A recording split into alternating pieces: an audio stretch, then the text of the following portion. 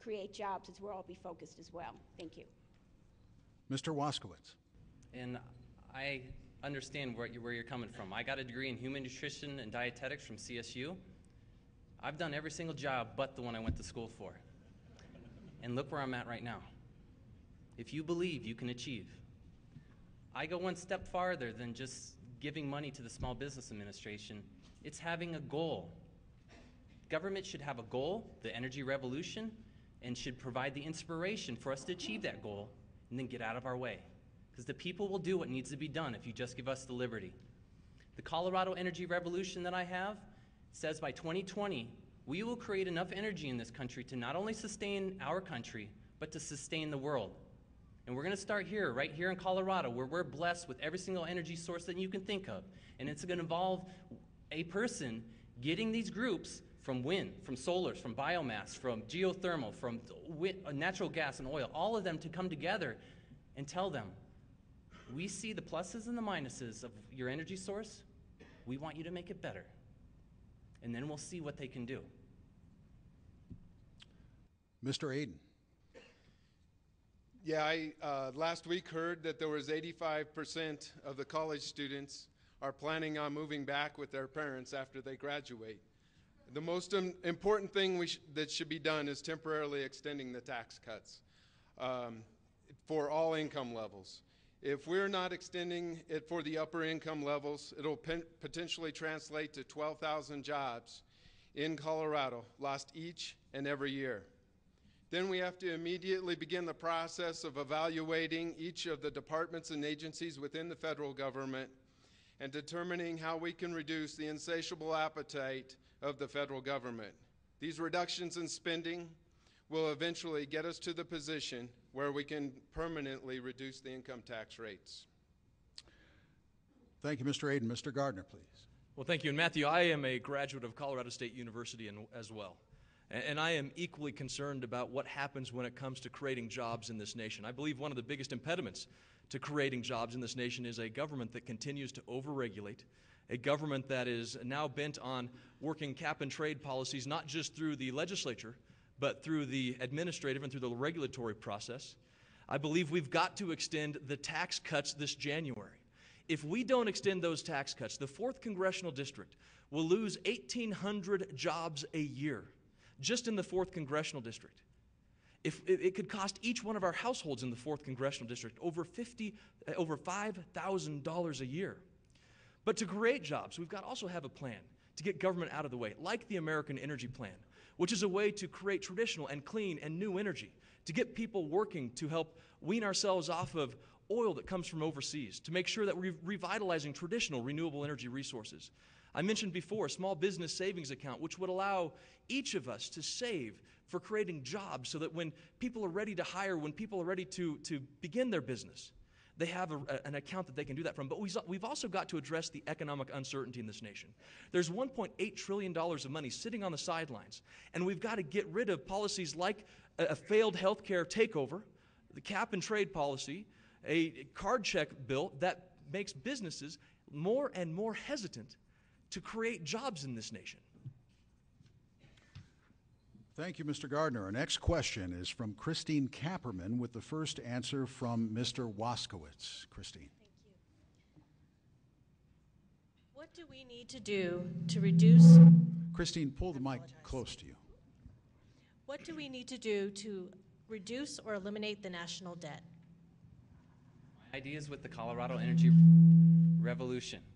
You know, it specifically says our goal by 2020 to produce enough energy, but it's involving everybody. It's not just saying that we're only going to look at one source or one idea or hope, you know, if we give you guys money that you'll come up with an idea. No, I have an idea. I have a solution for this. And I want everybody out there from the wind power, solar, wind, whatever resource that you have, to present us your best solutions for this, to achieve this goal. Because we're all in this together. It's not partisan politics here, okay? We're all in this together.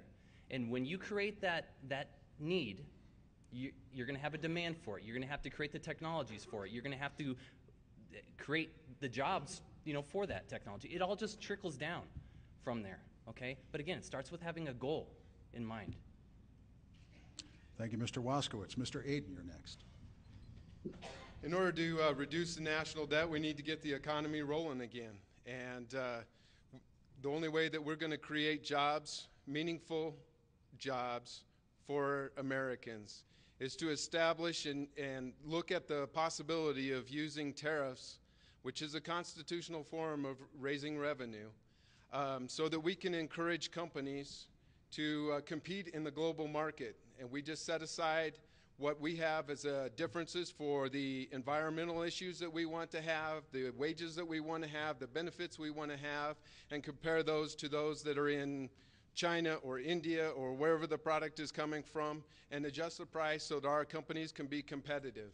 And once they can feel like it's economically feasible for them to hire, then they're going to do that, and they're going to stimulate the economy, and that'll give us the opportunity to look in ways that we can streamline our government, and eventually we'll be able, it's a long process, but eventually we'll be able to eliminate the debt and hopefully eliminate the individual income tax.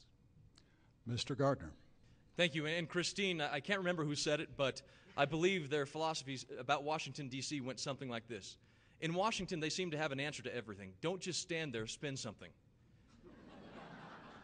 You talk about a shovel-ready project that we don't need, it's digging more and more into debt. We have got to pass a constitutional budget amendment. We have got to cut spending, and that begins by taking our spending back to pre-stimulus levels. It begins by identifying wasteful and duplicative programs. It begins by agencies that are doing the same thing as their neighboring agency, making sure that we are reducing those areas of waste in government that are costing us over $100 billion a year. It begins by changing our policy when it comes to our fiscal system, where we're spending hundreds of billions of dollars in interest payments that we weren't before. It deals with going back and eliminating programs that have been created by this government. We have got to make sure that we aren't increasing the burden on future generations. And if we grow our economy, if we create policies that will actually invigorate the growth and economic engines of this nation, then we will be able to lower the debt, we'll be able to balance the budget, and bring ourselves out of a deficit year after year because we've got a strong and revitalized economy. That's what we've got to do. But it starts with the first rule of holes. Quit digging. Thank you, Mr. Gardner. Ms. Markey. Yes. You know, when I first came to Congress, one of the things that I did with another group of freshman small business owners was to demand that we reinstitute pay-as-you-go rules, which we had thrown out the door the last years, which means that if you cut taxes or you have a new government program, you have to find some place in the budget to cut. I've also introduced a Targeted Deficit Reduction Act, which requires agencies to reduce their deficit to meet certain deficit reduction goals. Such things as eliminating travel for government employees. I mean, I think that the government needs to take a cue from the private sector that uses teleconferencing. I introduced legislation that was passed with a Republican colleague of mine because, yes, we do have to work together, which would have, and actually did this, it passed in the House and the Senate, which requires that all states that haven't used their earmarked transportation money return it to the Treasury. It's over 300 projects that were never built. Well, then that money has to go back to the Treasury. You know, I have done things like vote against the president's budget, contrary to the latest attack ad against me, because I thought it was too big. I also voted against half of the appropriations bills because I think every agency needs to be demanded to find deeper cuts in their budgets. Thank you, Ms. Markey.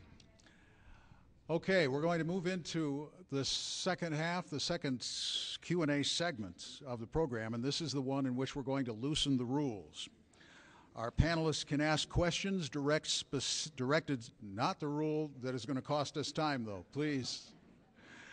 Our panelists can ask questions directed specifically at the candidate of their choice. Candidates, these are direct questions. Let's deal with them with direct answers, the shortest possible answer that cuts right to the most important point. And know that during this segment, I have the option of offering other candidates time to respond to the question and to your answer. The option. We may not do that with every question. Let's see where it goes. First question, Tom Livingston.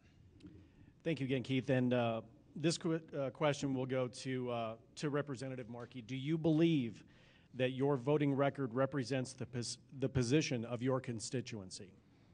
Yes. I absolutely do. Yes, I absolutely do. I would say that I have held the line on fiscal issues. I have voted against raising the debt ceiling. I voted against the president's budget. I voted against half of the appropriations bills, and I have demanded pay as